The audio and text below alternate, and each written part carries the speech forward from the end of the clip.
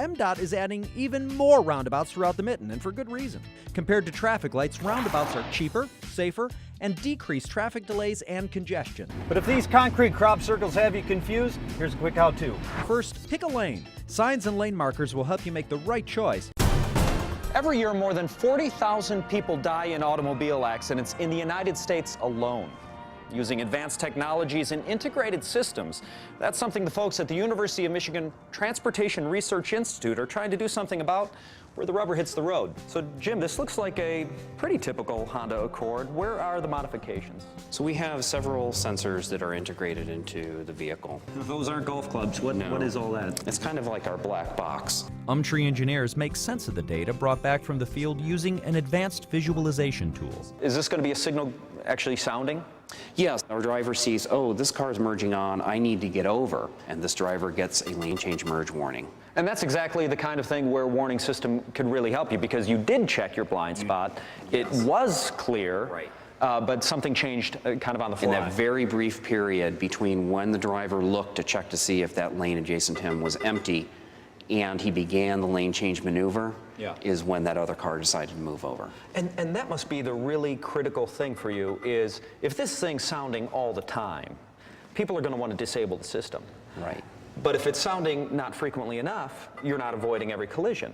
Where do you find that line of acceptance? We asked them very specifically, was this warning useful? Right now, the drivers love the system. Love the system? That's got to be an exaggeration. So, Carol, how long did you drive one of these modified vehicles? 26 wonderful days. Wonderful days. So you enjoyed the system? I did. What'd you like about it? Well, it gave me an added sense of security, better awareness of blind spots. A lot of people say that we don't want to get feedback on our driving. We're all perfect drivers, right? Right. So did you feel ever offended that it was ever correcting you, so to speak? No, because I think every time it did, it was warranted. Now, we saw one clip of you where you had already checked your blind spot, so that's a situation where certainly you were being a very good driver. Exactly, but the system here actually let me know that someone was there. Do you believe that it avoided an accident? That particular situation, yes. If hundreds of wrongful convictions can be discovered and overturned just in cases involving DNA evidence, what about the many other kinds of non-DNA crimes? Clearly, there's a need for Innocence Project-style process for convictions involving non-DNA evidence. But without the magic bullet of science, would such a process ever even work?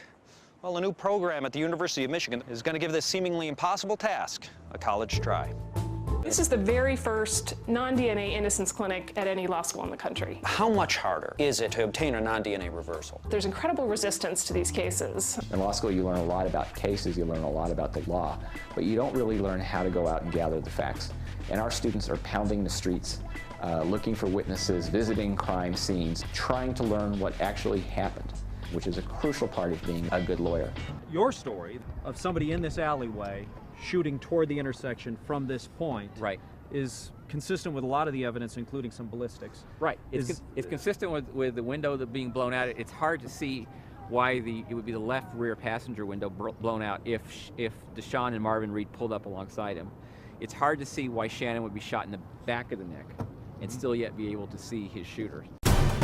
I asked tour historian Mark Clegg to compare the current trip with the 1961 tour. You know, it was a time of very tense relations between the United States and Russia. Do the students really embrace that notion of themselves as international diplomats? They've been instructed that they're actually representing much more than themselves. I mean, they're representing the University of Michigan, the state of Michigan, and also the nation. Rachel Francisco is the China tour manager. To give me a sense of the logistical challenges, how long it's been going on, and how many people are traveling? Give me some numbers here. We have 83 students traveling. We have 18 faculty and staff who are traveling with the group. We've brought everything with us, including all percussion, 2 harps, 2 basses.